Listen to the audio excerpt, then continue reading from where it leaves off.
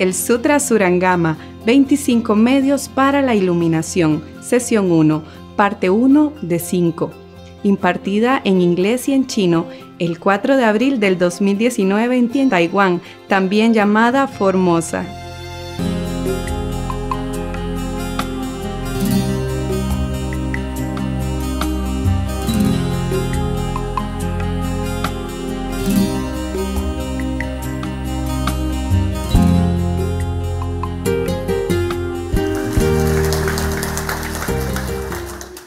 Ê, 过年有拿到红包了？有啊！哎呦，太好了！过年红包没有？没有 ？No。OK， 弥补。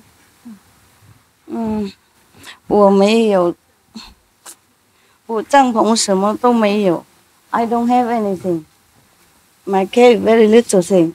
I don't have envelope. 啊。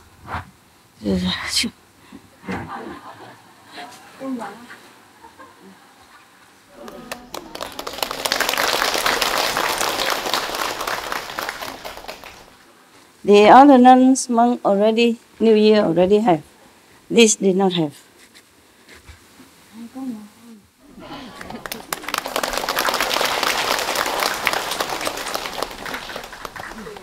Doesn't matter New Year or not. We can always offer to the monks, yeah? I offer all the time when I see them, not just here. I come down. Tổ bảo vô. Okay. There, thank you. Công nhà. Mấy là tôi tạo cái cô tự ban chị. Thêm về cho mấy ni sư khác. She already has, but I say I have one left extra, so for her to maybe some other nuns or monks need in Vietnam. Vietnam can always use, yeah. Monks and nuns anywhere can always use some money, okay? Even if they don't use for themselves, they can always offer to other monks and nuns. They more poor, yeah? You okay? Good. Thank you so much. Wow, a lot of people. That's good. That means you like to practice. The hair is a trouble. I want to cut my hair, shave it like them. Convenient, but cannot. At the moment, cannot. Oh, also this for you. Drink, okay? Beer, cola, juice. All nuns together, okay? 这个种厨房的，他们偶尔给我1个、2个，懂不懂？然后我就省下来，我不喝，我喝水而已。因为有时候要给工人啊，他们进来帮我修理，就给他们。不然的话，就今天有和尚给他们吧。I give it from my kitchen, and they bring me sometime 1 or 2. You know, I don't drink, I save it one side. And today, so I have a lot. Okay? Wow. I love mucho. And some little snacks, okay? And some noodle. In case hungry. Noodle. Eat the noodle. Put in the bowl. Hot water. Okay? In case. Oh, my God. I don't have any. 明天 okay? Tomorrow. Together in case. 台湾很会照顾。台湾的和尚很会照顾。万一晚上不吃，饿了一点，肚子不舒服，痛啊，饿太多会痛，因为那个胃酸出来会痛，那就来泡一泡。也如果不想吃那个面，认为太多，万一晚上不吃，懂不懂？然后饿了就可以泡一泡，喝一喝 ，OK， 给那个肚子那个酸呢融化掉 ，OK， 就这样子了啊。这是我自己本人有一些，本人厨房有时候给，然后我省下来啊。本人有一些，因为对不起，不是不尊重我狗喜欢那些点心那些我不能给很多，偶尔给一次而已，偶尔给他们一次。这些没有动过啊，这个没动过性的才供养。OK， 万一晚上我是下午了不想吃了啊，然后就喝一喝啊，保护肚子了。我们不是不受戒，就是有时候肚子的胃酸太多了，有时候老了，年轻的不一样，老了他不适应，肚子酸啊、痛啊，就会消啊，在里面会消，不舒服，要保养身体才能修行。佛菩萨会原谅的，没事。我们修行观音法，多打坐一点就洗掉，没事，我们没做什么坏的。OK 哈，呀、因为当和尚不容易啊，因为你们都在外面走跑来跑去啊，赚钱了、就没有想到当和尚不一样。OK， 不能赚钱了，懂不懂？然后有时候不好意思去问人家，肚子痛又不能去厨房说，哎呦，我要喝东西，要吃东西，我们是不禁止了，就怕他们害羞不去，所以身边我有一些的在供养啊，没有多少了。就是我山东没有很多，有什么都带来了。OK， 多谢收容，谢谢。一点点，万一需要的时候啊，放在一个地方，大家和尚都知道啊，需要就来拿一拿。随时都那个机都有热水嘛，是吗？是。你们都知道哪里有热水吗？如果不知道，就叫他们一起去看，好吗？然后热水泡一泡啊，不然的话喜欢喝热水也是来那边拿喝热水。有时候不舒服不想喝冷水嘛。OK， 我们不是要求，不是刁难了，就是身体嘛，他有时候不听话。OK， 那就不要那么严格。OK， 修行要紧，多打坐，多布施法了。多想那个天上啊。佛上就要紧，不是说这一点东西就那么很了不起的事情啊。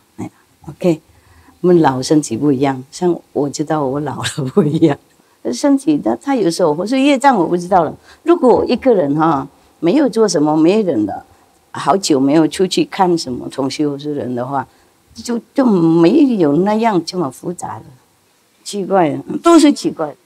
怪病啊！你说什么？业障干净，你怎么知道？哦，我有经验，啊！看到多人就这样了，会被影响，是吗？是，所以一个人修行，一个人这样躲起来修行是最有福报的一个人。OK， 梁延庆来了，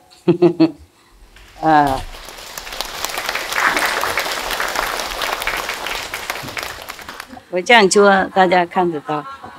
Okay, I read to you about why we practice Guanyin method. Okay? Yeah? Yes. D'accord?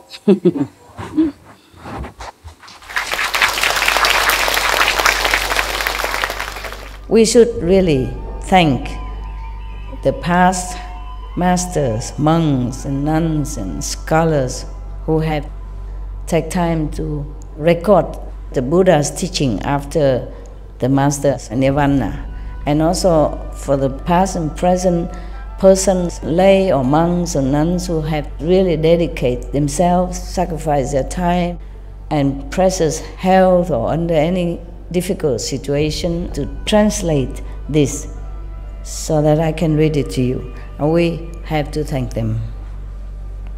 And may they be blessed forever by all the Buddhas, past, present, and future. May their merit be immense. May they be liberated forever. Thank you.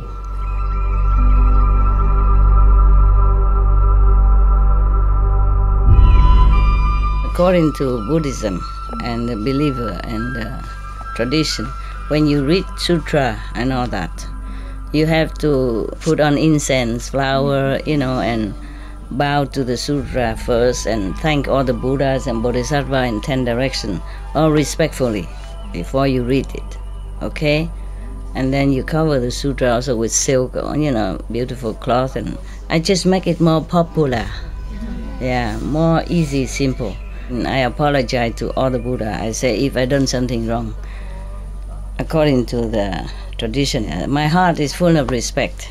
It's just that I cannot always do that. So please, all the sin, whatever I've done wrong, is all on me.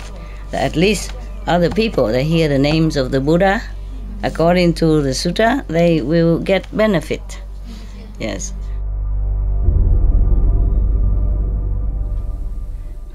Ananda. I just cut the upper, okay? That is, upper one is no need to read to you today. Maybe another day is also very complicated. This is more like a more intellectual argument, yeah? Okay. So now, Ananda and the great assembly gained wisdom and awareness that was perfectly penetrating and free of doubt and delusion. All at the same time. The Buddha has told them something before that, before this sentence. Therefore, they feel satisfied and enlightened, more enlightened. So, all at the same time, they place their palms together, bow at the Buddha's feet, and he said to the Buddha, "Today, our bodies and minds are illumined, and we are happily free from obstruction." Just today, just part of it, not all obstruction. We have understood the meaning of the ending of the six and the one. Still, we have not yet gone through to fundamental, perfect penetration. World Honored One, we who have floated and floundered our way through eon after eon, homeless and orphaned, had no idea. We never imagined that we could meet with the Buddha in such a close relationship. We are like lost infants who have suddenly found their compassionate mother. Because of this, we accomplished the way in this assembly. Yet, the secret words which we received are the same as our basic enlightenment, and so it is the same as if we hadn't even heard them. What he means by that, okay. The secret words, probably the Buddha at that time gave them the 5 holy names, yeah? So it's called the secret words. For us it's secret, so we cannot tell other people, huh? All right. Now, probably that day, the Buddha finally gave them this secret mantra, yeah, and teach them the Guanyin method.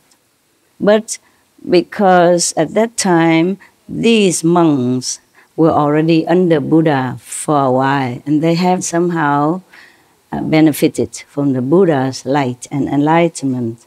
Therefore, even when the Buddha gave them the 5 secret words and initiation, they did not feel much different. That's why they say it's the same as if we have been already, feeling or seeing all this time, basic enlightenment. Therefore, it's like as we have not heard them complaining. We only wish the greatly compassionate one, meaning the Buddha, will bestow upon us the profound secret as the third-come one's final instruction. They want more enlightening explanation from the Buddha. After saying this, he prostrated himself, Ananda, withdrew and held himself ready for the secret opportunity as he awaited the Buddha's hidden transmission. He still thinks Buddha still hides something. He's asking for more. Yes.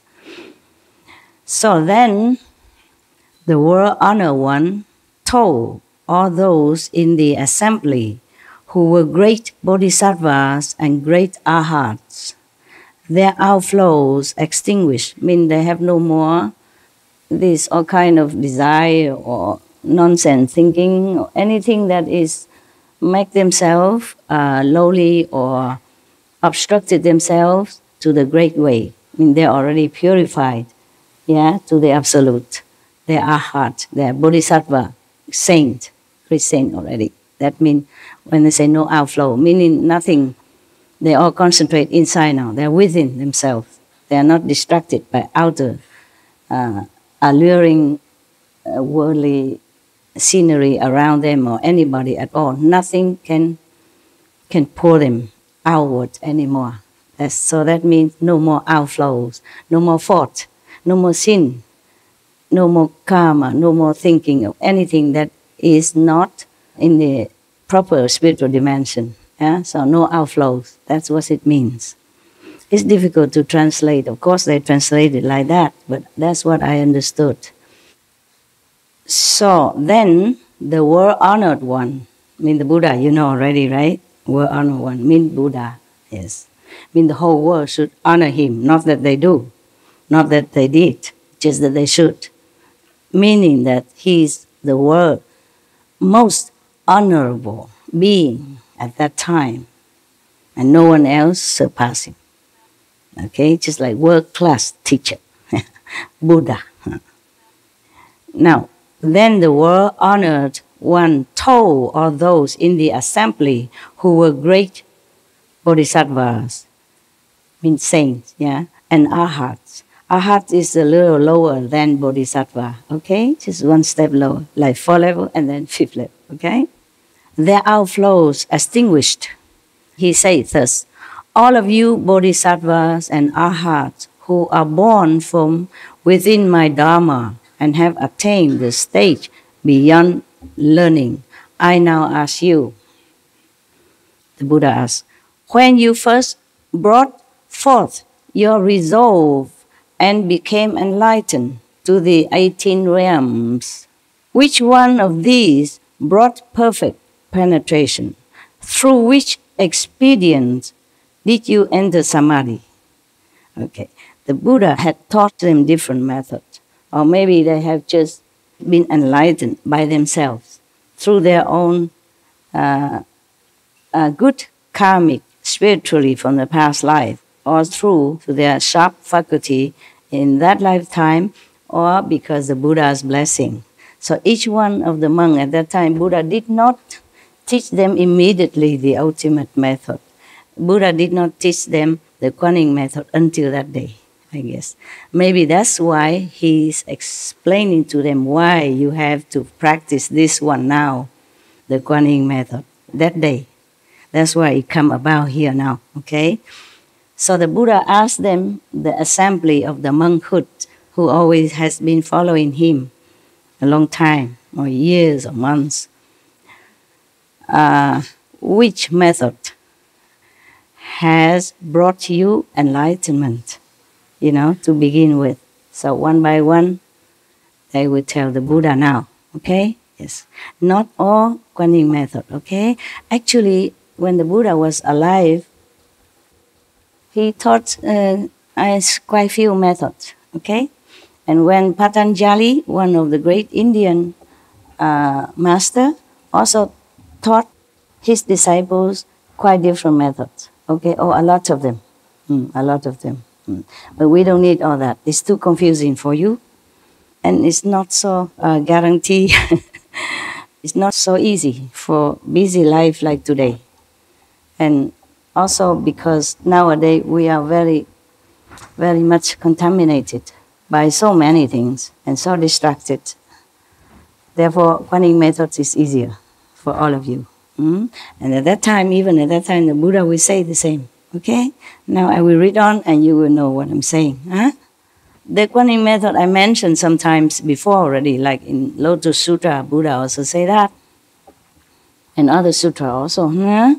And I say also in other religious sutra, they also mention here and there. I just say quickly when I go lecture.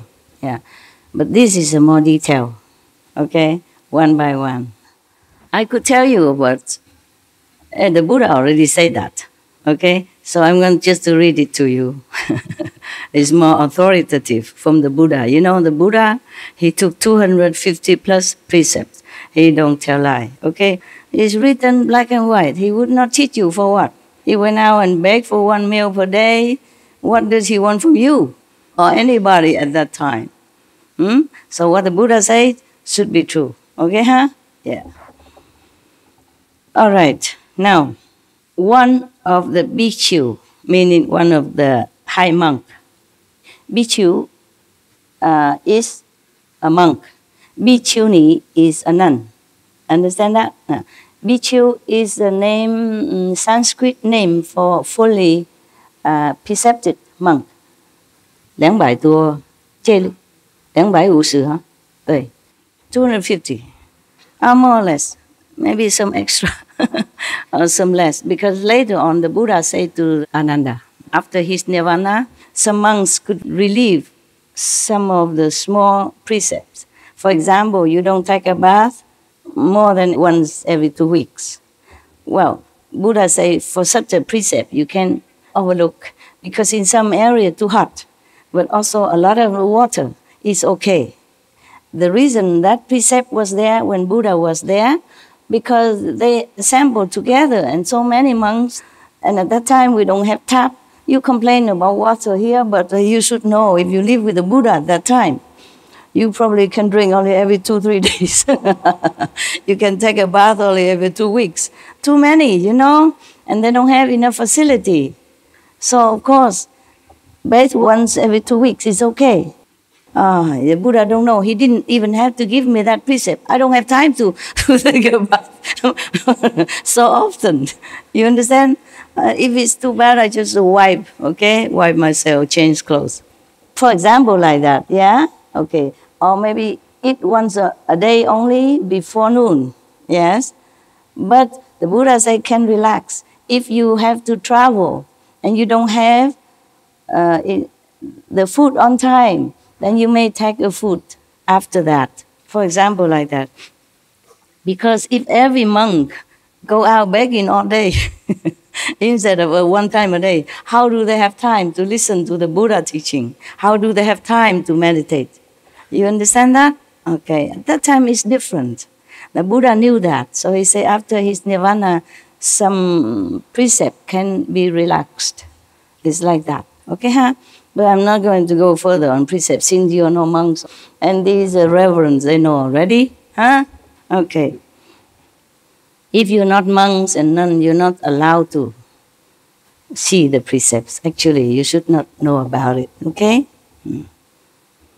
Maybe you know and then you don't keep it. It's bad for you. Your conscience already know it and you don't keep, you feel bad. Maybe you look down upon it, just say, wow, what nonsense. Yeah, and then you have bad karma. You understand? That is why. Only when you determine to leave home, leave the world in order to be a monk, and then maybe you're worth it to know about it. Then at that time your mind is somehow already fixed on this idea, and then you will just long to know the precept, how to be a monk. You will not think negative or anything. All right, so one of the bhikkhu, the monk, said to the Buddha, he and the other 5 bhikkhus arose from his seat, bowed at the Buddha's feet, and said to the Buddha. When 5 of them practiced the same method, I guess, so all 5 of them rose up first and told the Buddha what kind of method they did practice first, you know, to get some enlightenment. So this bhikkhu name is Kaundinya. It don't matter, okay? The Kaundinya.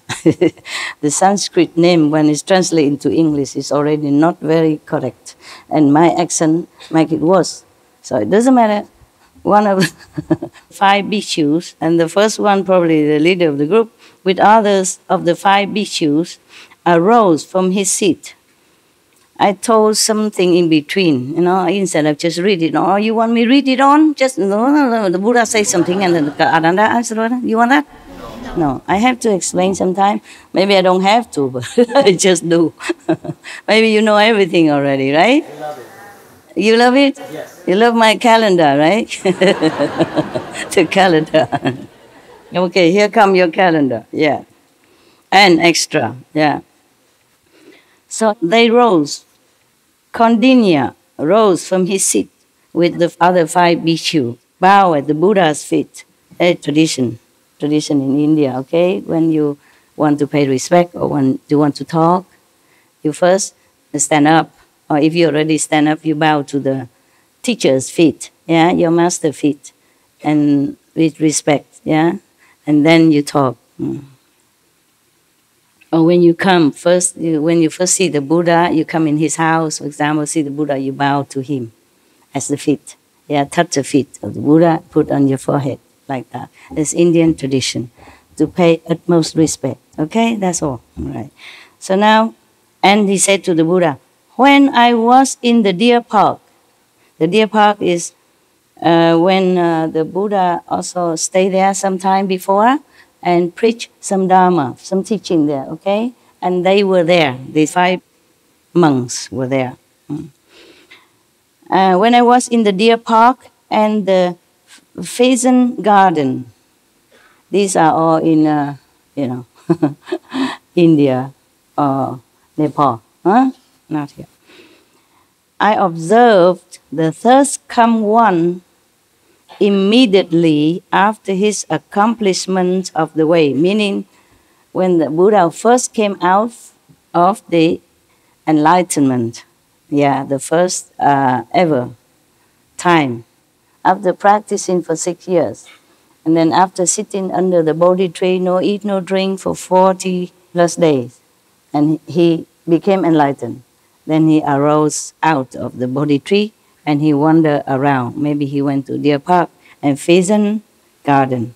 And that's where he met these 5, the first 5. Actually, the story of these 5 bhikkhu, I probably told you before already.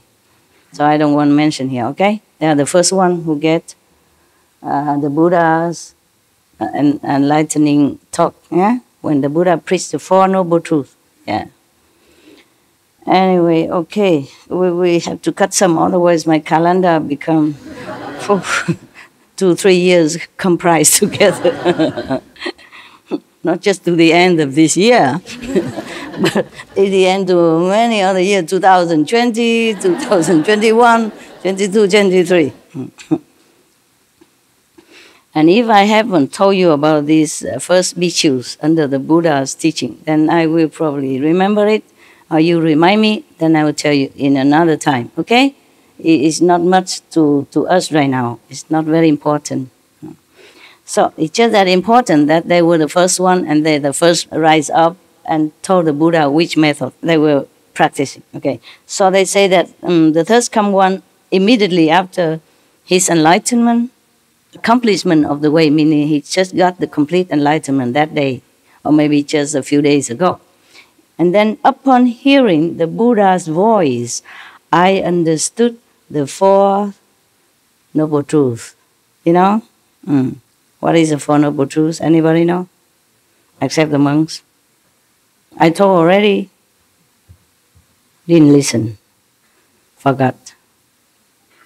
What is the 4 Noble Truths? What's the first Noble Truth? Yeah, all of you have it. I don't even need to tell you. We all have. What is? First one? I give you my cup. The Dharma? Oh, no. That's not the 4 Noble Truths. That's the only truth. Okay. Birth. Old age. Sickness. Yeah? Death. Okay. That's the 4 truths that nobody can escape. Okay? Right. Remember now? Yes. I keep my cup. Thank you. I hope. It's good that I didn't lose my cup. I like my cup. I'm very attached to my cup. The yellow, it look good. Okay, thank you for trying to reserve the cup for me. Very good of you. So, when this bhikkhu, Kaudinya, heard the Buddha's voice, he understood the Four Noble Truths. The Buddha asked us, bhikkhus, to speak. I was the first to understand. And the third come one certified me and named me as Nata. His wonderful sound was both secret and all-pervasive. It was through sound that I became an arhat. Okay, so when the Buddha talked, he was the first one who understood. When the Buddha first preached the Four Noble Truths to these first 5 people, first disciples, he understood immediately. So he thinks it's because of the sound of the Buddha voice that make him enlightened. Not because of the sound, it is the Buddha sound, it's different. Yeah? A complete, all-pervasive Buddha sound. His sound, that's why he said, his sound is not a normal sound, like me talking to you, even need a microphone. And you don't even understand. Many times I keep asking you, what did I just say? Something about the Qing dynasty. Huh? Jia. Or the world when you were not born. Something, history. Okay. That's why I told you, don't listen to gossip. Because even you stand here, sit here right in front of me, I use microphone. And even you understand English, you also did not hear nothing. I don't know where are your mind, but you did not. Not all of you understood. I don't know, what are you listening? What are you listening? Ah. Listen to you, Master. Yeah, that's what you say. And you did not listen to me. I don't know, you're thinking of boyfriend in Africa. New boyfriend. Or maybe would be, will be boyfriend, future boyfriend, future wife, I don't know. Because I asked you today also, you did not answer correctly. I wonder.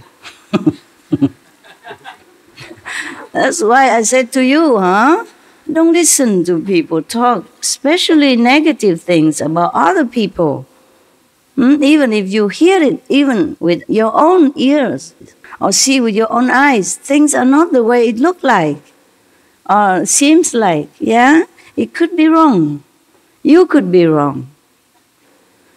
Some criminals, so-called criminals, went to prison for nothing because a witness said that it's him.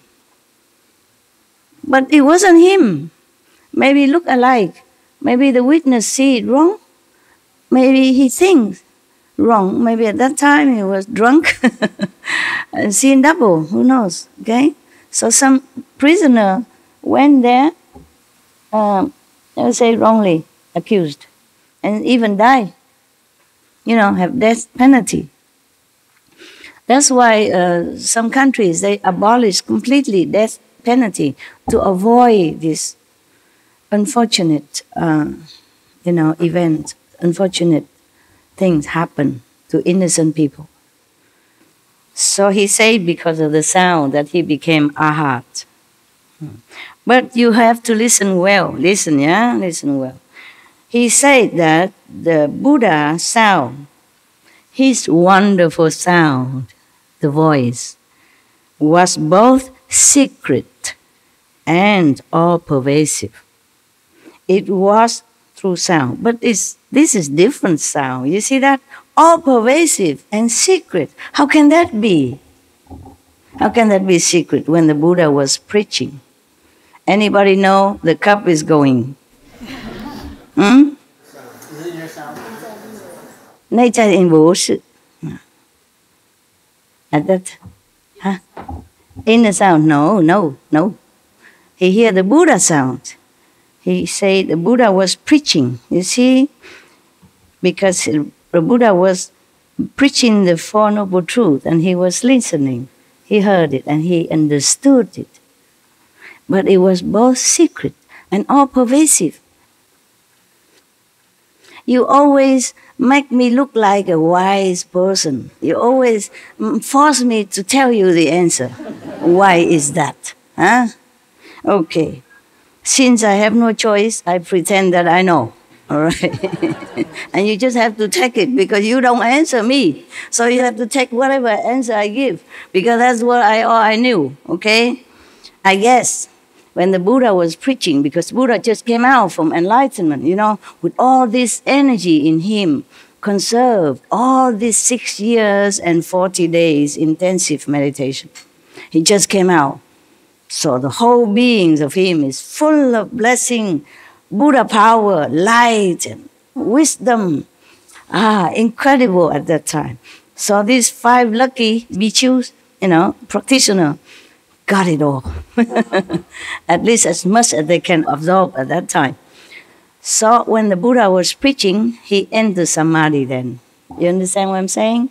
He's still here, one side from the Buddha's worldly voice, but inside he also hear the Buddha in all 10 directions then. Because when the Buddha says something, it's not just the humans that hear, the animals hear them, the devas from heavens hear them, the ghosts, all the one hear him. It's all in the 10 directions. It reverberates all over everywhere. And only when you're in samadhi, you hear it. It's different then. But because he's in samadhi, so he can hear both half from the Buddha voice physically and the inside, the true Buddha's voice. Therefore he thinks, okay, that's what enlightenment was. I was enlightened because I hear the Buddha's voice, which is secret and all-pervasive. Secret because he heard it inside and all-pervasive, as if only the Buddha was only whispering to him. Because he see nothing at that time anymore. He hear nothing else. He don't see the other 5 bhikkhus. He don't see anyone else. He doesn't see anything. Only Buddha and him. Only the Buddha's voice. That's why he say it's secret. But then it's all over, everywhere in the 10 directions he can hear. Because he opened his ear at that time. You see, the Buddha blessing make it happen like that. Yeah? In the presence of the Buddha, many wonderful things happen. So this is what happened to him. And he thought, wow, because the Buddha is preaching, I got enlightenment. You understand now? Take it or leave it, because you don't have other a wiser answer for me. No? Right. Moment. Or maybe I just sit on the table, huh? Yeah, sit on the table.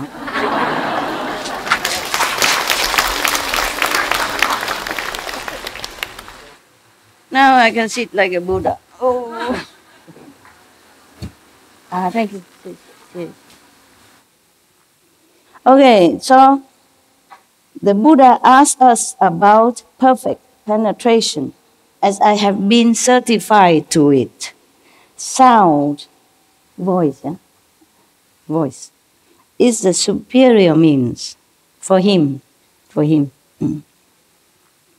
Is it? What if you don't have anybody ever talk to you? What if you stay in the jungle? Only animal or bird singing. How would you get enlightenment then? Huh? See? Okay. But the Buddha will tell you later. I'm not saying, oh my God, I forgot. I told the end of the movies. Oh, but that's just one. There are many more to come. Okay, so now another bhikkhu. Whoever stayed with the Buddha at that time are only bhikkhus. Okay, not bhikkhuni. Bhikkhuni come later.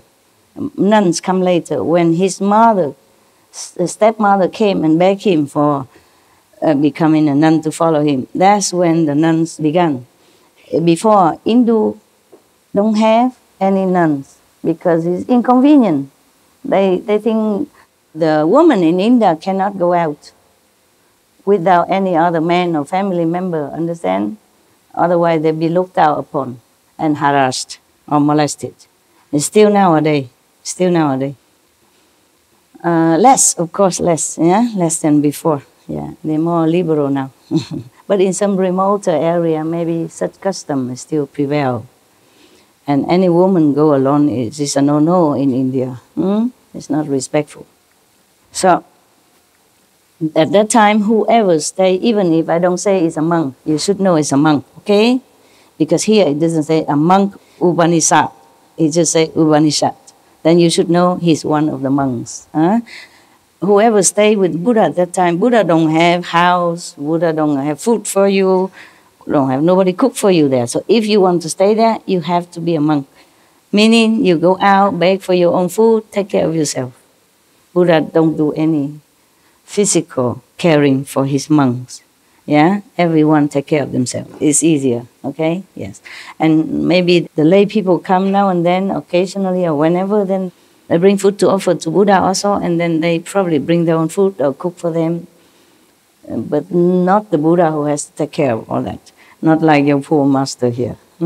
Okay, a lot of work because have to take care of small things, small things.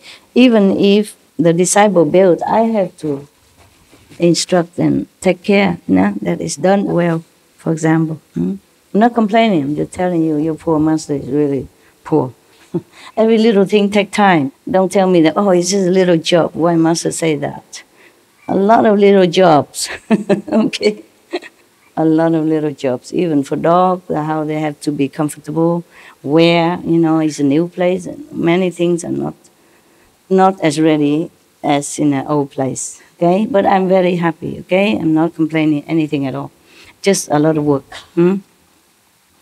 Right, so now there's another bhikkhu come up, telling the Buddha what method he practiced. The first one is the voice, see? The Buddha's voice, okay. Now Upanishad arose from his seat, bowed at the Buddha's feet, and said to the Buddha, I also saw the Buddha when he first accomplished the way. Probably these are the first disciples. So they take turn to stand up and tell. First come, first talk. That's why first the Bible, and then now it's Upanishad, because he's also one of the first. Maybe not together with the five, but maybe second first, you see? So they come one by one. Upanishad say, I also saw the Buddha when he first came out of Samadhi, of the perfect enlightenment accomplishment. I learned to contemplate the appearance of impurity until I grew to loathe it and came to understand that the nature of all form is unclean. Bare bones and subtle dust all return to emptiness, and saw both emptiness and form are done away with. With this realization, I accomplished the path beyond learning. The third come one certified me and named me Upanishad.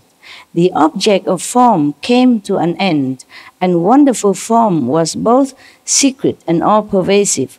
Thus it was through the appearance of form that I became an arhat.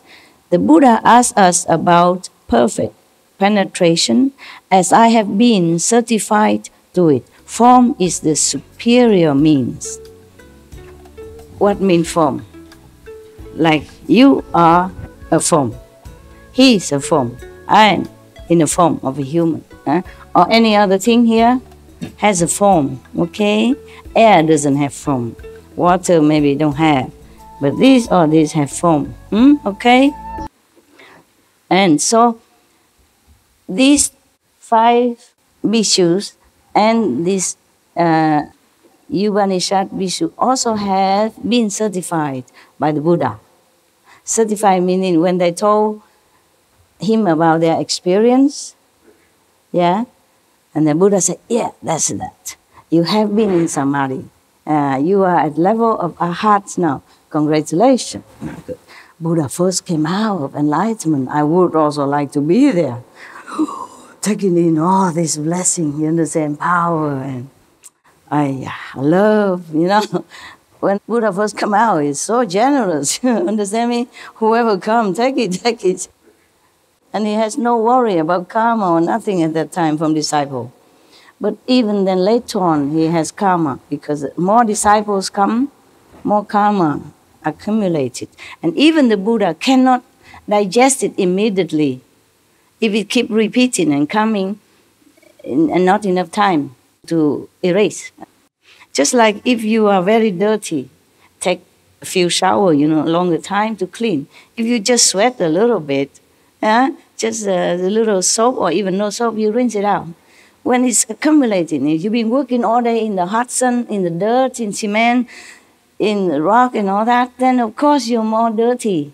And all day, and not just a few minutes or a few 1 hour, 2 hours, different, same. The Buddha, when he first came out, no problem. By the way, I told you these 5 first bhikkhu are very bad. They were taking Buddha's blood before, many former lives. You remember now, okay? So that doesn't mean they are good or angels or anything. It's still bad karma, and not very good, But the Buddha took them in, no problem. He didn't feel nothing. And another one, Upanishad, came, also no problem. A few more, no problem. But in some time later on, normally Buddha don't mention much about his taking karma or anything, or no, not too much mention in the sutra. But one time something leaked out, like because of the disciples' karma, he has no food to eat for 3 months. He has to take horse feeding, horse food. Just one sentence that we can understand now, leaking out some secret, that the Buddha also took the karma from disciples. And mostly also in the Bible, like Jesus, nobody mentioned that. Jesus also don't say take karma or anything. He said, come to me, you heavy laden. I will, uplift you, quicken you. But then later, in 1 or 2 sentences, they say, because of disciple karma, he has to be crucified. No need to say a lot. Then we know that it's all the time, just one time. If it mentioned one time, that means all the time, often, So the Buddha, at that time, it just came out, powerful, strong, don't have disciple, just 1 or 2, or even 2 dozen, 200 is a piece of cake for him. Later on, 2,000, 200,000, or maybe more. Then he crumbled, just for a little bit. And because of the disciple that he could not even stay long in the world. He's supposed to stay long, forever. But Ananda didn't answer, didn't beg him to stay, didn't say, oh, please stay. So finally, Buddha has to go. Nobody invited him to stay. Ananda was blurred and blinded by the karma of all people around him, and the Buddha's disciples' karma as well. See? It's not Ananda alone's fault. It's not his fault alone. It is a magic, web that casts on him and make him oblivious to what the Buddha meant. You see, Buddha cannot obviously say to him, Ananda, I'm going to say that I will stay forever, and then you have to invite me, okay? Buddha cannot do that. But Ananda is not enlightened enough at that time. It all has to be that way. It's not his fault, okay? Only after the Buddha nirvana, the Sangha looked down upon him, thinking he's always been living next to the Buddha and not enlightened enough, so they kick him out. Kick him out of the great assembly. Say, you're not worthy to be in here with us. And then kick him out, and he's so sad and shame, and he went to the forest, sit 1 night only. He became enlightened, enough to come back. And later become one of Buddha's successor. But that was Ananda. Don't dream about it, okay? Ananda, he was an ancient Buddha also, okay? He just played his role at that time. Somebody has to play some role, okay? Not like 2 Buddhas sitting together, okay? 2 Buddhas sit together. But don't think that you are also playing your whatever role, like Ananda, okay, Please. So, When the Buddha certified, somebody said, oh, okay, that's level, you are arhat. That's why he said that. So form is the superior means. At that time, because of the power of the Buddha blessing, so he suddenly realized that all form in this world are impermanent and made of dust only, and then it will return to dust. Yeah. Therefore, he became enlightened at that time. Maybe the Buddha taught him thus. Yeah, because the Buddha also taught this kind of method to some of the bodhisattva at that time. Yeah. No. So, there's the person now, another bhikkhu, the pure youth, younger monk, adorned with fragrance. That's probably his name. Okay, sometime in India they have names like that. Yeah. Remember the Buddha name Clear Light. Yeah. It's just a translation of the name. Yeah. It's like my name, the Chinese is Ching Hai, translated to pure ocean. Huh? Like that. Just like your name, maybe Rose. It's a flower. Yeah? Okay. So the pure youth, one of the pure monk, young, adorned with fragrance, his name, arose from his seat, bowed at the Buddha's feet. Tradition, I told you already, Buddha didn't want to do that. Buddha did not ask anybody to do it, but he just let it be, okay? Otherwise, everybody come up and bow and say, no need, no need. And then everybody else come, no need, no need. He would say all day, no need, please don't. Too much trouble. In my time, it's easier because I talk in the microphone and people record it and you already overheard it. Master say, don't bow to her. Don't pay obeisance, don't prostrate, nothing like that. Also, I don't need a lot of hurrah, okay? All right, now, I know you love me. That's why you forsake your comfortable home to come here cramping together. And I do know that, huh? All right, you can express yourself sometimes, but not always, okay? No need, we family, okay? If you see your mother coming from work, you clap. Or if your boss coming to work with you, you clap. Okay. But even then, I record it in recording, and we have SMT, tell people, don't need to bow to me. And still, one time, one of Vietnamese old man, comrade from Vietnam, he want to prostrate to me 3 times. He said because it's a Vietnamese tradition that when you accept by a master that you respect and believe, you must prostrate 3 times. And some also bring some gifts, tradition. But I say, no, nobody prostrate to nobody here.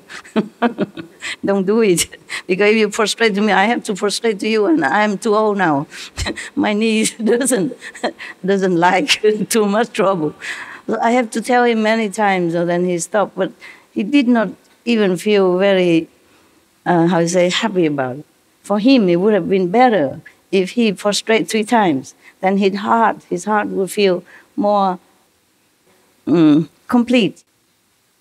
Fulfilled. More fulfilled, yeah, more contented, yes. I know that, but I cannot let him. He just have to prostrate to the Buddha somewhere else, yeah? And prostrate, maybe he can do it at home, private, with privacy, in front of the photo, okay, nobody say anything. Why have to do in front of the assembly? And if I let him, then everybody want to do that. Why him? Why? And then everybody come and prostrate, and then we have no time for anything. Look, if I sit here waiting for all of you, come in front of me, prostrate 3 times. Imagine when it will finish. Yeah? And waiting as well, and dusty, and no time for Surangama Sutra, no time for eating dinner, no breakfast, no cleaning the hall, no meditation, nothing, just prostrating all day long. In queue. In queue. Understand? Yes, we have respect inside, and it's fine. I know you love me. Somehow you do, yeah? At least most of you. It doesn't matter if you don't love me. I love you. That's 100%. Okay? Just like one man who was very much in love with one girl, but she's not in love with him. The story I told already before, but it's very appropriate here. So the man, he keep following, he keep like chasing her every way and giving her gifts and stuff like that. And the other friend feels sorry for him. Oh, she doesn't like you. Huh? She doesn't love you. She doesn't care about you. Why you waste your time? No. Our love is 100%. What are you talking about? The man said, who? Who 100%? You mean she loved you 50? He said, no, I love her 100%. My love is enough to cover for both. Yeah, what logic. It's so cute. All right, then. So he said to the Buddha, this adorned with fragrant adorned Bhikshu tell Buddha that I heard the thirst come one teach me to contemplate attentively all conditioned appearances. After I heard thus from the Buddha's instruction, I sat in repose in the quiet of a pure dwelling, just like you sit, in your corner at home meditation. I sit in a quiet corner of a pure dwelling. When I saw the bhikshu light sinking incense, the fragrant scent quietly enter my nostrils. I contemplated this fragrance. It did not come from the wood. It did not come from the emptiness. It did not come from the smoke. And it did not come from the fire. There was no place where it came from, and no place it went to. Because of this, my discriminating mind was dispelled, and I attained the absence of outflows. Yeah. The third come one certified me and called me adorned with fragrance, according to his experience. Yeah? Defiling scent suddenly vanished, and wonderful fragrance was both secret and all-pervasive. Again, it was through the adornment of fragrance that I became an arhat. So, the fragrance awakened him. But this is different. It's not like you sit here, I put an incense next to your nose, and you became an arhat. I wish I could. Then I would buy all of the incense in the whole world and put a bunch in front of your nose. Then we are done with, and I don't have to come here. Yeah? And I will go buy incense and put on everybody's nose I can outside in the world. Then we all enlightened. So, is that easy? In this time of Dharma ending age, all brainwashed. Okay. That is after he met the Buddha. One of the first disciples here. Buddha is still strong, yeah, young, full of power, yeah, newly enlightened. Of course, he's newly enlightened, meaning he newly reclaimed his position as a Buddha. Otherwise, he has been Buddha long before we even know what the name of the tree, or even know this word, nothing. Known long before this universe or this earth has been even formed. Eons already. So now, when Buddha talked to him, instructed him to contemplate on the conditioned appearances, just any appearance. The Buddha taught him different methods. At that time, and in any time, I'm telling you, most masters don't teach you immediately the Kuan Yin method. Have to first purify you, like Milarepa. His master make him work and work and work from one house to another, saying there, not good enough, make another one over there. And then over there, no good, take it, make it over there. You understand what I'm saying? Yeah. Also same it with many Indian master before. They teach you something else first. So like that. So the Buddha taught this bhikkhu when he first came. When he first came, he wasn't even monk, yeah? Maybe just the lay people and who want to follow him. Then they became monk later on. Because if they want to stay with the Buddha, they have to take care of themselves, you know? They cannot just rely on the Buddha to go shopping, go for shopping for them or cooking for them, yeah? Or make money, buy food for them. No, cannot, huh? Okay. So after he heard this, the Buddha tell him to concentrate, you know, in meditation and conditioned form. Conditioned form means it will be born and then it will die. Just like our life is conditioned like that. Sometimes some teacher, or maybe Buddha at that time also teach you to contemplate on the light. Yeah, one light, like the flame of the candle. Okay. When I saw the bhikkhu light sinking incense, the fragrance, you know, that's why he attained the absence of outflows, means he is purified. Yeah, good. No more mundane thoughts will come from his mind or enter his mind. Understand? No obstruction. The Buddha certified him and called him adorned with fragrance. And then any defiling scent suddenly vanished, and wonderful fragrance was both secret and all pervasive. You see, this is different type of fragrance that he smelled. He saw the bhikkhu, other bhikkhu were lighting incense. Some incense were sinking, maybe half broken already, and no more flame, no more burning. So some bhikkhu, some monks, take turn, probably on duty. They come and light this incense again. Sinking means no more. The incense was like falling down, the ash falling, no more burning. So some bhikkhu lighting it. And then at that time, he happened to be nearby. And he saw it and then he smelled the incense. But it was both secret and all pervasive, meaning he saw it outside, he smelled it from his nose, but then he can feel the whole universe, the whole earth was filled with the fragrance. That's why it's all pervasive. Yes. And then he attained Arhat, fine. So the Buddha asked about perfect penetration. As I have been certified to it, the adornment of fragrance is the superior mean. For him, it's a superior means. Okay? For him, of course. So now this is the third superior means that already we have heard. Okay? All of them, all three groups, has attained Arhat, purification, Samadhi. Of course, at that time when he smelled that incense, he already entered Samadhi due to the Buddha blessing, because Buddha just instructed him to go meditate.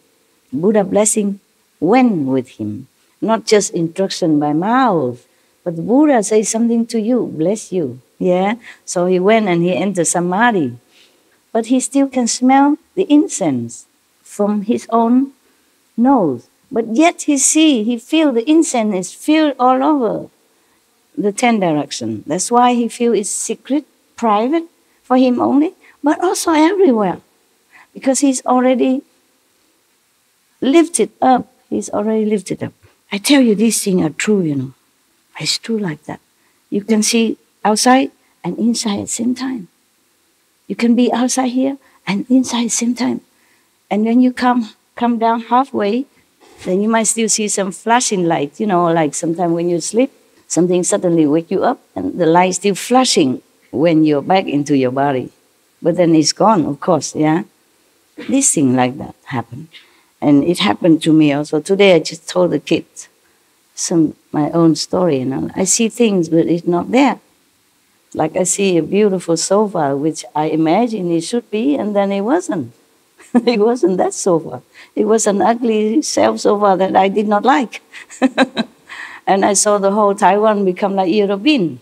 But it wasn't. I was in Taiwan. I even call everybody to ask, am I in Taiwan or am I in Europe? And they all certify me that I am in Taiwan. Master, you are in Taiwan, and we are in Shihu now. After the third certification, I know. Okay, and then I saw the sofa, which is not the sofa. I stand in front of it and praise it. Oh, this is the sofa that you should buy. This is good. This is the sofa I wanted you to have. Wonderful, wonderful. And later I said, please buy me another sofa like that. They bought me the same old style that I already did not like. I said, Master, but you ordered us to buy the same sofa. I said, the same, the white one, the beautiful one that I praised in front of you. They said, yeah, we heard you praising the sofa, but we did not know why, because you told us you don't like the sofa before. And all the whole Sihu, none have this sofa anywhere. And none even in any catalog that we saw. Okay, so later I give up. I just accept the whatever ugly sofa that I did not like before. Because they keep moving, and then they will buy me another ugly sofa anyway. So I said, never mind. It's only for dogs and me. Fine. And then I told the kids also that sometimes they buy me juice in a plastic bottle. And they give me just like that, yeah. And then before I live somewhere, there's no filter water, so I just drink the juice. Sometimes in the kitchen, they bring me some, sometimes 1 bottle, 2 bottles, and I drink it in order to use a bottle. So I save about 6 bottles. To wash my hand, or to dampen the cloth sometimes, to wipe something. Yeah, so I don't have to go out in the rain to get the water. So I have a 6 small bottle, small like this, 6 of them. I'll put it there next to a bucket, yeah, so that I can wash my hand or rinse the towel in it. When I don't want to go out to get water, I always have some water inside. Also very convenient, sometimes the water they cut off because I often have to repair water pipe and stuff here.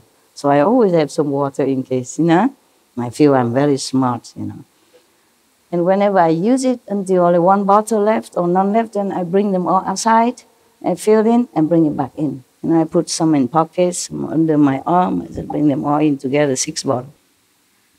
And one day, okay, same usual.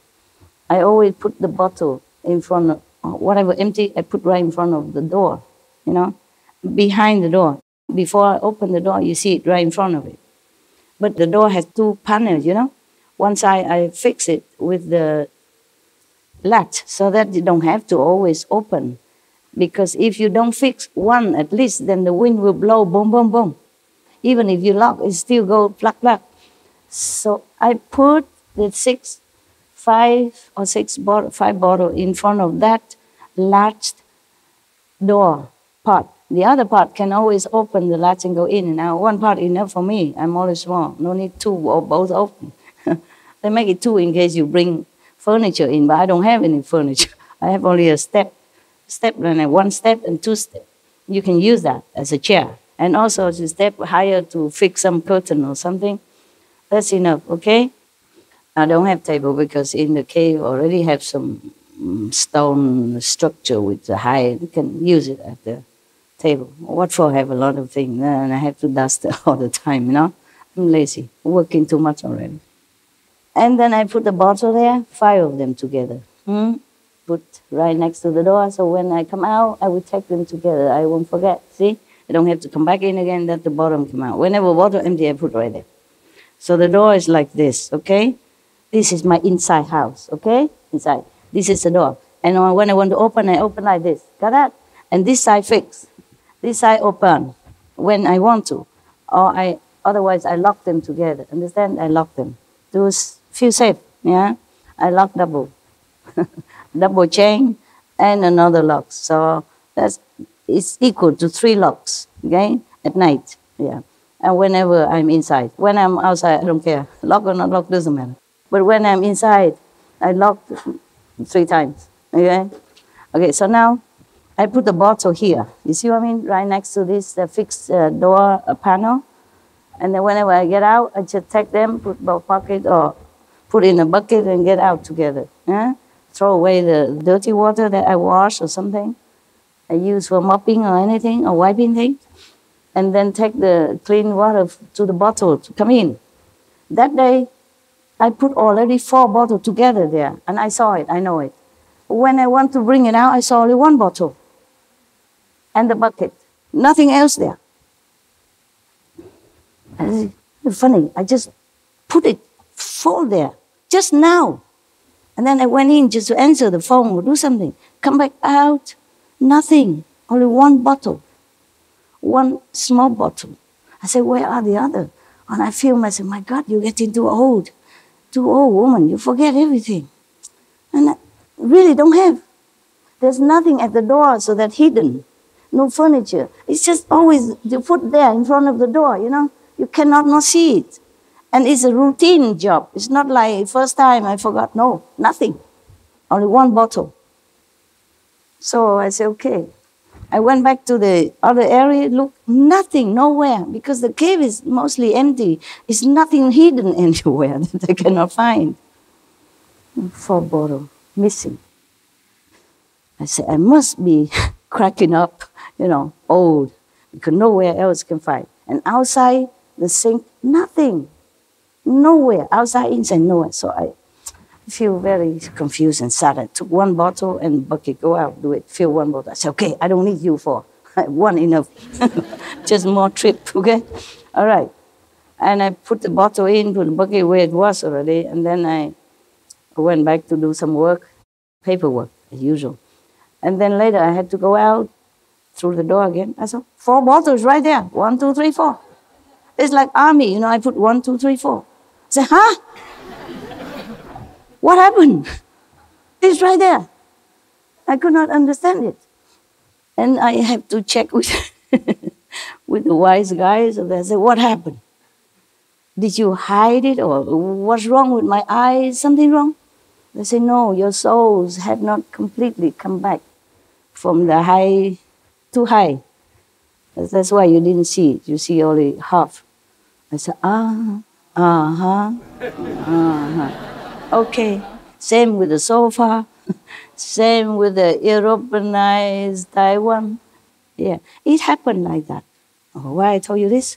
Something, a fragrant, yeah. Just like both secretive and all pervasive. It's like that. When your soul is not completely there, not completely in the physical world, yeah, but some is still lingering there. You're not completely up, but you're not completely healed, yeah. So it happened to me several times, you know, more than several times. But some other time I probably didn't notice, you know. I thought, oh, maybe I forgotten. But the bottle you cannot forget, because this is often, this is a thing I do every 2, 3 days, you know, when the water, almost like every day, I put right there. And even if I forgot, I have not put it there, then why I found them there, just a few minutes later. You cannot not see it. It's an empty door, nothing there. It's a green color, so the whitish bottle will be standing out. You can't miss it. The thing is a routine also, every day. I mean, I do it ever since a long time, you know, so you cannot say, I forget or I don't see. How can I not see the 4 bottles standing there? I was really, go back and forth, keep looking. I go back to that place again. Really don't have. And I went out, fill the bottle, come back in with the bucket. Also don't have it, not there. And then I go work, go back to the wall, you know, I commenting this and that, some work on the computer, and then I probably got myself back together. And when I have to go out again, I saw them right there, like an army, and like 1, 2, 3, 4, very neat and tidy. Telling you, both secret and all pervasive.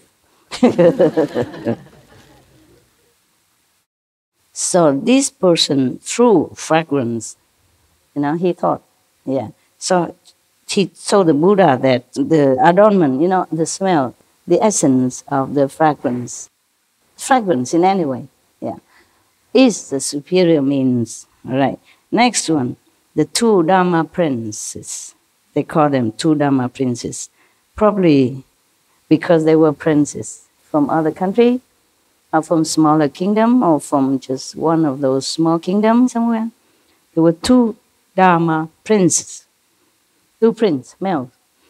One is physician king, and the other superior physician, and 500 Brahma gods in the assembly arose from their seats, bowed at the Buddha's feet, and said to the Buddha, "From beginningless kalpas until now, we have been good doctors for the world." They are physicians, they're real physicians, so they call them physician king and superior physician. Maybe they was very good, have green thumb, good healers. They call them king of physician, and physician superior is probably the name people gave it to them because they are so good doctors. So they say from beginning end is a time we have always been doctors. Maybe that's why they are good. See, whatever you've been doing in previous lifetime, and if you do it again in this lifetime, you're always better. Always better. That's why many genius musicians, since young age, or genius doctors, genius scientists, very young, 10 years something, already enter university, learning, arguing with professors, because they have been doing it before. And they still retain the memories of their expertise from a life. They know their past, yeah. In our mouths, the two physicians talking together with the 500 Brahma gods. I don't know why they call it in Brahma gods. Probably they attained the level of Brahma. Or maybe they're really the Brahma gods from Brahma heavens to come down. And other Bhikshu at that time can see it. The Buddha can see it, but maybe other lay people don't see. We'll see how they go. I read it a long time ago. I forgot.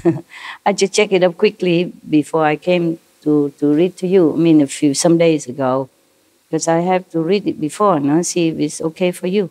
Yeah. So that I also remember how I understood it, and then I can explain it to you. So it's double work. When I read it's quicker, of course. I have no calendar with me at that time. But in front of you, the calendar just suddenly appeared, you see, by itself. You inspired me. I don't need all this explanation. I just understood. No need explanation. It's direct and simple. So these two Dharma princes say from the beginningless kalpas until now, I mean that lives and lives and lives after life, they have been medicine men. That's why they're good now. Though they bestow the title upon them, physician king and superior physician. The patients did that, and they became famous by that name. So in the assembly, they also call them like that. That's how our names, many names in the world begin, That's why you say Mr. Smith. Before probably there was no name, and he is a Smith. So they just say, oh, that's a Smith family. Or what's the name, what else? Mr. Porter. A Porter, yes. For example, yeah, okay, right. So these two physicians have been bestowed good title. It's like that. And the 500 Brahma gods. That doesn't exactly mean 500. You know already, right? In India at that time, either 500 or 2,000. Yeah, or 84,000. Yeah, or 84 or 18. They just like a rough figure. When it's a lot, they say it's 500. So you hear a lot many times in Buddhist story, 500 this, 500 that, 500 even robbers, remember? Okay, and Krishna has 500 hurt girls, and Buddha have 500 concubines. He doesn't have 500 concubines. What do he do? What does he do with the 500 concubines? You cannot even manage 5 women, however tough you are. Okay? Poor prince, poor Buddha, if he really had 500. Imagine just 5, and they quarrel with each other and compete, yeah? And vie for attention, competing, quarreling. How can any man even live in such a situation? From this kind of atmosphere, I advise you, never wish to become any king. Don't, okay? Don't. Just don't. It just look good. It's not good. Or even president nowadays. That's why they don't vote a president forever. 4 years, 5 years. Understand? Very wise. Too much work, yeah? I wouldn't want to. You see, even among practitioners, I want to be alone. Even with you, it's the best already in the world, in my opinion. Still, I need to be alone. I cannot bear too long. It's okay, I come out, see you now and then when I organize a time for you, but not to need to clean my house, nothing. I live in a cave, which is very good. It doesn't look perfect and clean, so I don't have to always keep it perfect and clean. It's a very good, like mud house style, you know, inside is mud. It's not wet mud, it's just like dry.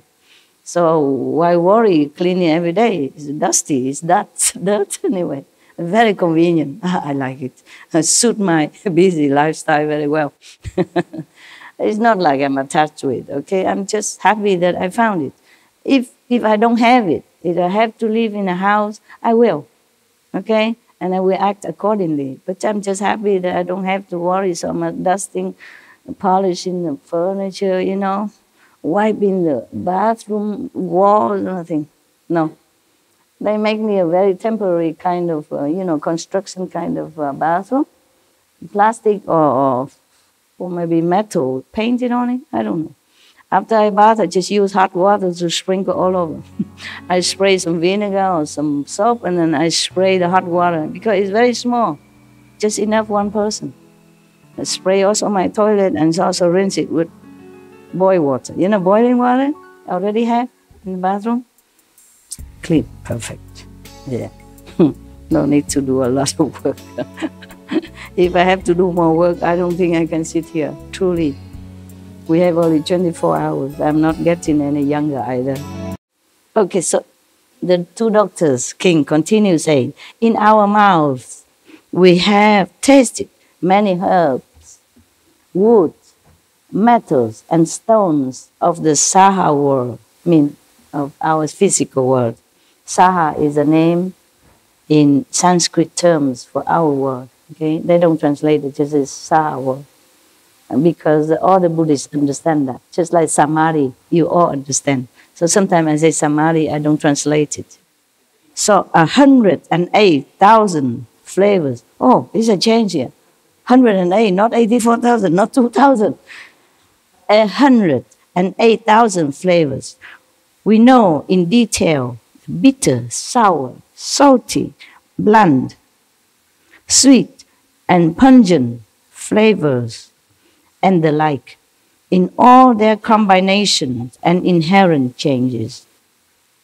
We have a throughout knowledge of whether they be cooling or warming, poisonous or non-poisonous, meaning they have to know all the healing property and the contradicting properties of all the herbs, the wood, the stone, whatever they use to combine to heal people. Okay, this is truly a glimpse into a physician's world. In the old time, they don't test it on animals. They don't have that many, they cannot catch all the animals to test it. Nowadays, we're so cruel, we test it all on animals. Luckily, it's getting less and less now, otherwise my heart just cannot bear if I think about it. It's just so wrenching me, you know. Okay, so the doctors in the old time, in our physical world, have to taste the thing themselves. Sometimes they know it's poison, but they have to still administer first on themselves, bit by bit. And sometimes they get poisoned. Yeah, sometimes they can cure themselves, sometimes not. But they have to administer on themselves first, taste it first, before they can, prescribe it to patients or try it on patients. These are the true doctors of the old time. They have to go and harvest the herbs and pick the stone, those stones with mineral property, healing property, and the wood, whatever. They have to do it all themselves. Or maybe just a few assistants. If the doctor are more famous, they have probably more disciples, and they help him also. but not like nowadays, no? Not so easy. And they have to taste all that to see whether or not it heal them. First, they put poison or something that make the patient ill, and then they try the medicine, see how much in order to heal them. They think this may heal, but they're not for sure, you see. They're doctors, physical. They're not like gods or something. So they have to try it. You see? Try until they heal themselves. First they have to get sick or get poisoned, and then they heal themselves. Sometimes they overdose because they don't know how much. Sometimes mistake, and maybe they die or gravely ill. This is a true fate of physicians. So we nowadays take all the doctors for granted. But they are also working very hard. You understand? They mingle among sick people, infectious patients, day in, day out. Sometimes got infected themselves. See? So these two physicians continue talking. While serving the third come one, we came to know that the nature of flavors is not empty and is not existent. Not empty, not existent. Nor is it the body or mind. Nor is it apart from body and mind. We became enlightened by discriminating among flavors. They concentrated, you know, not like you discriminate by by your taste and then you enlighten. If it's so good, I go pick all the herbs, give you 2 different herbs, and you discriminate between them. Oh, this is peppermint, this is basilicum, and you be enlightened. It's not like that, okay? Otherwise, I can do that. Yeah? It's not. Who knows why? Just discriminating between the herbs flavor, they became enlightened. Who knows why? I'm not giving you a cup because, okay, you just have to learn. Why? So that they don't get contaminated between each other? They're not contaminated? Yeah. Anyone else? No cup, just your wisdom I want. Yeah. Because it took their concentration to, like, know the herbs? I mean the concentration to discriminate? Yes. Yeah, that's one point, yes. They know truly how to distinguish between 2 herbs. Mm-hmm. Okay, next one. Okay, you force me again, huh? Dig it out for me, huh? Okay, I pretend again that I know something. Buddha's blessing. You're next to the Buddha, yeah? Somehow you get some help from him invisibly, even if Buddha did not proclaim that. If you're next to somebody who shower, you know, some water will sprinkle on you. If you go in a perfume shop, somebody spray perfume on this person, you're next to it, you also get a few drops, and you also smell something, huh? They follow the Buddha wholeheartedly. At that time, they even forsake their own jobs and fame and power over the patients and the world outside, family, and I think they became monks. Huh? They believe so much in the Buddha. They love the Buddha so much. They want to be with him, to learn from him, and then to help the world in a larger scale, not just by medicine. So they are so pure already. All of them here. They're not normal monks. They're Buddha's monks. They're next to his house every day as monks. They talk to him every day as monks. They listen to the Buddhas every day as monks. Yeah? They're begging for food only monks. They have only 2-3 robes monks. They have no house, no wife, no kids, no nothing monks. They are with the enlightened master monks. Okay?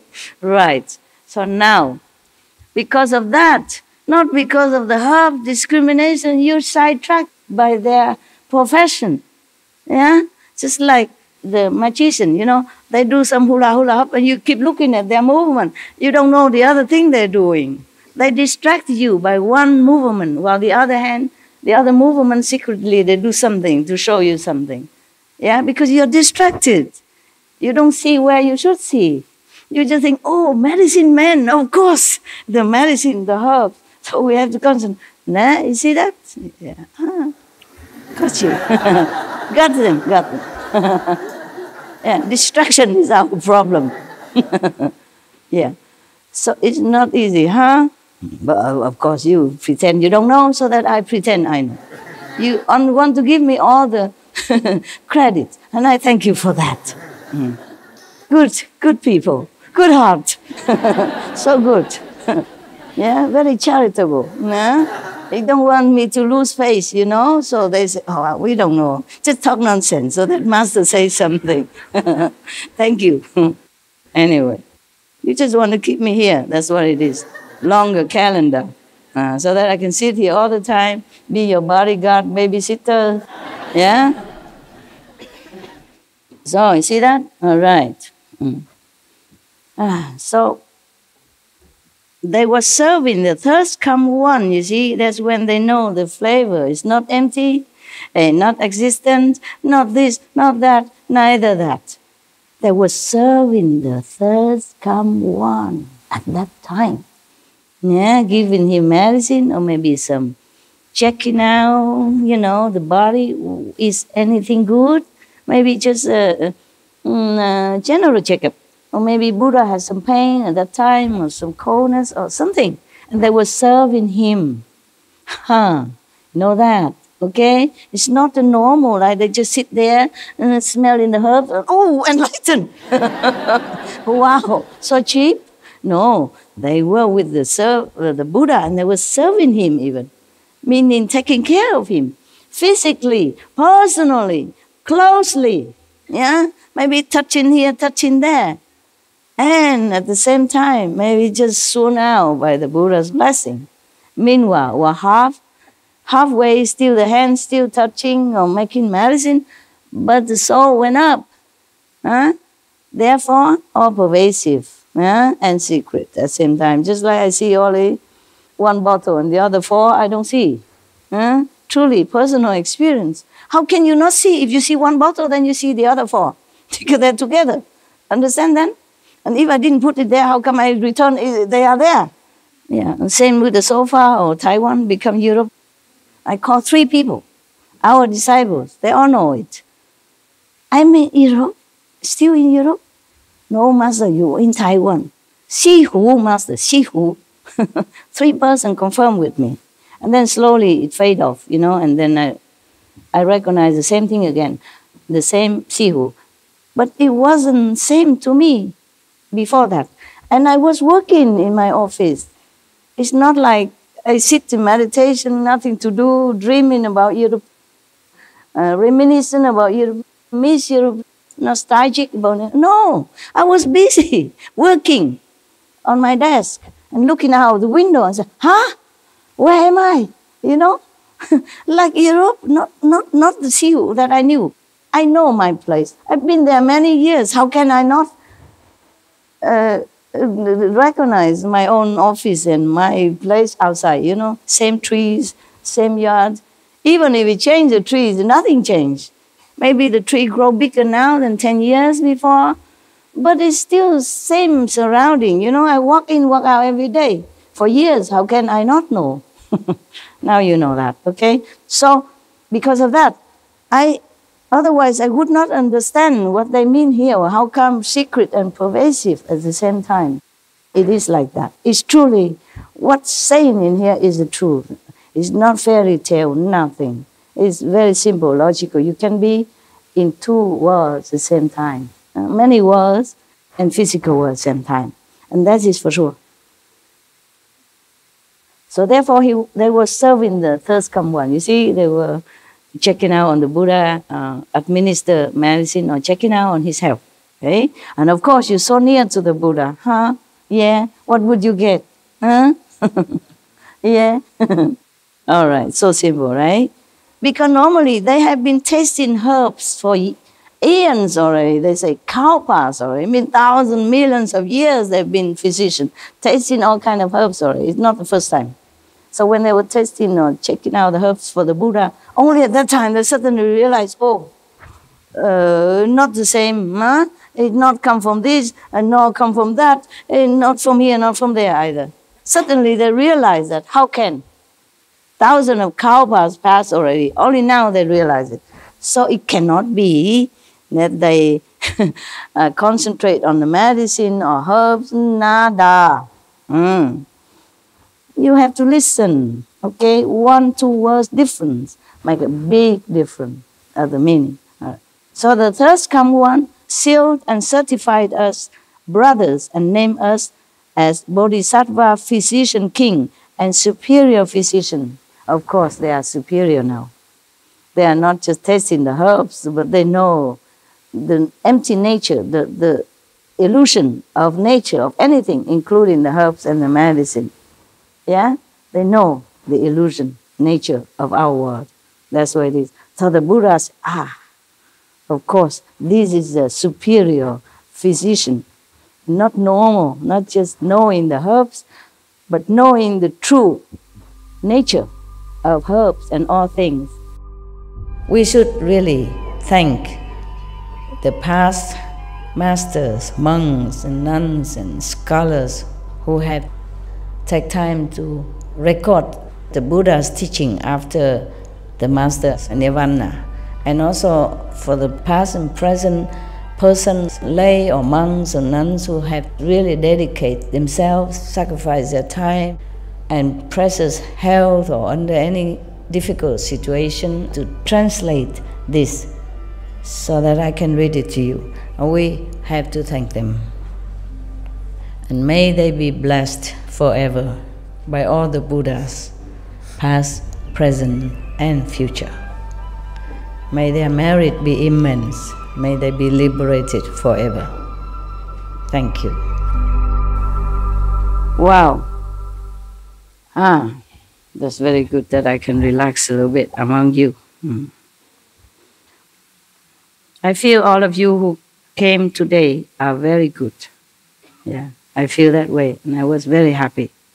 Very, very happy. Because sometimes a few worms, rot the apples. And I don't like that. I never like that. It's ruin the atmosphere for everybody else, for most people, and I don't like that. I do forgive. I forgive all the time, immediately. Forgiving and having around is different, okay? I told you already. I can forgive the mosquito who bites me, but I don't go and look for mosquito and pat his head or hug him and say, "Oh, I forgive you." Yeah? And if a snake bites you, okay, you run to see the doctor quick.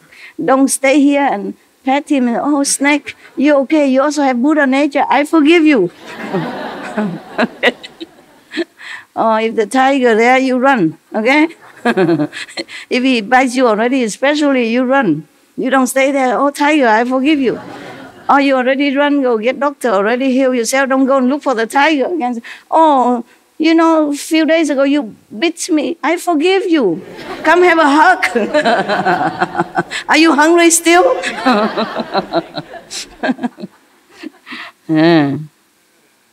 Okay? Yeah. Forgive what? As Jesus said, you turn the other cheek. You turn the other cheek. The cheek is okay, but not the tiger. Not the tiger fang.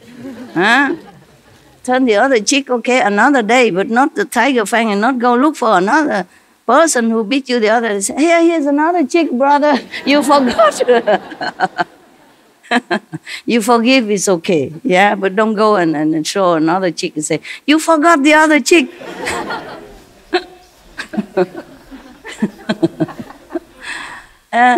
And tell him, Jesus say, if you beat me once, slap me one cheek, I have to give you another here. Here it is. I'm a follower of Jesus. Go slap me another cheek. Yeah. You must have compassion and wisdom. Both. Not just compassion. Okay? Wisdom is important. I told you many stories, huh? Yeah?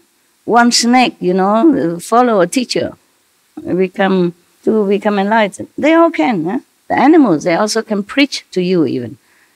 Any animal's kingdom, they have one teacher. And they listen to that teacher in their level. Okay? So they also are enlightened in their way, okay? Maybe 4 level or 3rd level teacher, but they have a teacher. All animals group have, okay? Or kingdom have. Race, animal race, they have one. So I told you many stories, There was one poisonous snake, And he followed a teacher, so he didn't bite anymore. He became good and quiet. But one day the teacher came back and saw him beaten black and blue, half dead. Teacher said, "What happened to you?" The snake said, "Oh, the children, they came and they swing me around and pick me up and throw me on the rock and all that. So I became like this." So the teacher said, "Oh, why did you do anything? You told me I should not be violent. I should not bite." Then the teacher said, "I told you not to bite, but I didn't say to you not to hiss."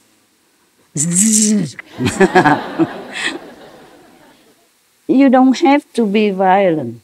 You don't have to be angry, but you can react accordingly, okay? So that people also leave you alone. Otherwise, people also create karma if they harass you for no reason. Defense, self-defense have many ways. Doesn't have to be violent, no? Okay? But have to defend yourself. Like, okay, I'm a practitioner, okay? But I lock my house. Why do I have to have guard in front of my house? One more person working. I just lock, okay? Don't say, "Master, why are you scared of you?" I'm not scared. I just take care of myself, okay? So you don't worry, so that nothing can happen, even if it never happened. Prevention is always good. Don't tempt people. Don't leave your money all over the place and tell people, "Money is laying all over my house, I know you're honest. I don't care." How you know? Okay? Why tempt people? Understand? Yeah. Also the same with the clothing. That's why you should wear, more decent clothes, yeah? Not too tight trousers to come in here and showing everything that you got. They don't come here to see what you got. Yeah? Try just to wear more decent clothes. Maybe buy some tunic when you come here, okay? Loose clothes, more comfortable to meditate. I know you're used to wearing, tight things at home. It's easy, convenient to work at home. I know that. Buy a couple of tunic, okay? Like cover up to the knees or something like that. Loose, yeah? Not tight. Airy, easy to meditate. Cool, okay? Not sweaty. It's not obligation. It's just an advice. It's better for you, okay? Nowadays, many women wearing things is too poorly. Nah? Not that they don't have money. They just wear it poorly. If you want people to respect you, respect yourself first. Understand? If you want people to, hands off you, you prevent it. Okay? Because sometimes I see some young girls, they don't understand much. They like to go with the fashion. They wear clothes almost like nothing, okay? And it's winter. Up here is all open door, freedom. Down here, from almost at the hip, below, also freedom. It's very good. Very good to have freedom. But freedom means also responsibility. Take care of yourself so that you are safe. You're safe. It may be good looking, according to your opinion, but it may be also meaning something else for the men, or even for other women. Women are not all women. Yeah, just like men are not all men. Yeah. It's not their fault. It's just their karma like that. Their karma. And they've been born like that. They've been programmed like that. Okay. I think we should go, huh? Yeah. I'm going now.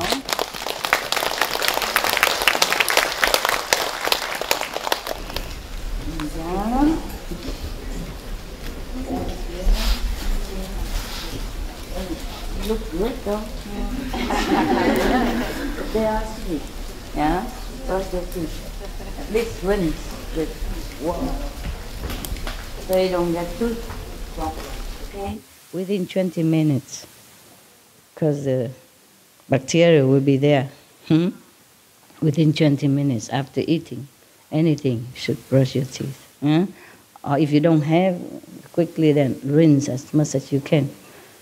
Floss. Good night then. Love you.